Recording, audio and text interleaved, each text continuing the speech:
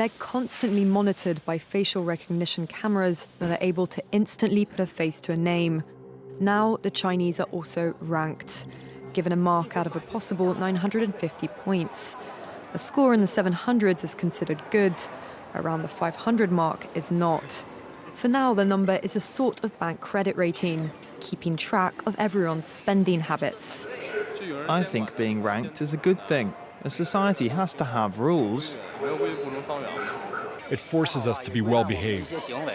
It may seem scary, but it's just like that here. We're used to it, and anyway, we don't have a choice.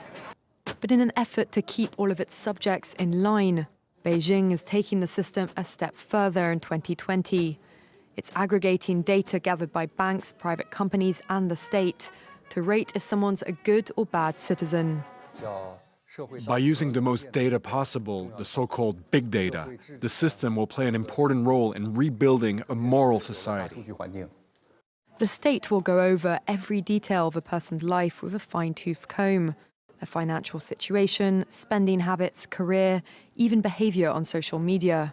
Criticizing the government online or displaying outward signs of wealth is a no-no. On the other hand, praising the party or giving blood increases your social credit.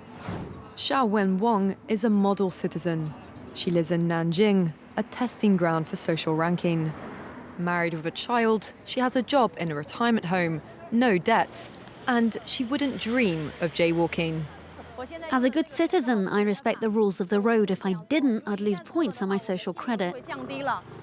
In theory, everything can be taken into account in the social score, even the most innocuous errands like supermarket shopping. When Xiao Wenwang makes an electronic payment, her purchases tell the state a lot about her. Buying cigarettes would count against her. On the other hand, nappies show she's an attentive mother. Beer could indicate alcoholism. She'd be better off buying water. In this pilot city of 8 million people, there are only 18,000 model citizens. For Xiao Wenwang, there are perks to be had, such as paying half price for the bus. I get discounts for all public services, even at museums. And the library is free for me, thanks to my score. A good score brings benefits, but people with low scores lose rights. The cinema names and shames people considered untrustworthy, plastering their details, even their addresses, across big screens. It's a matter of principle. Those people have to be condemned. Those people aren't honest, so they have to pay the price. It's only right to pay your debts. You have to blacklist those that don't.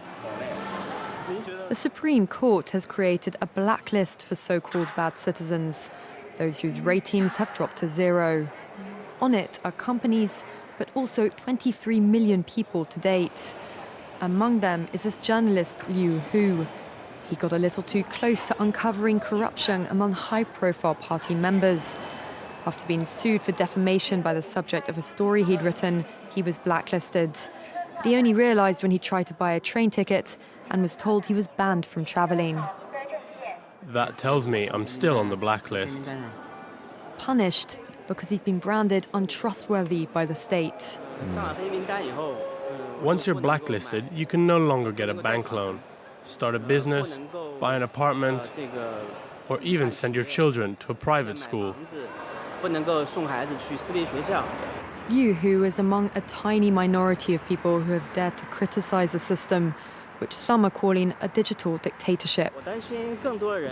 I worry, because I think many people like me will be deprived of individual freedoms, and all of us will live with restrictions of one kind or another.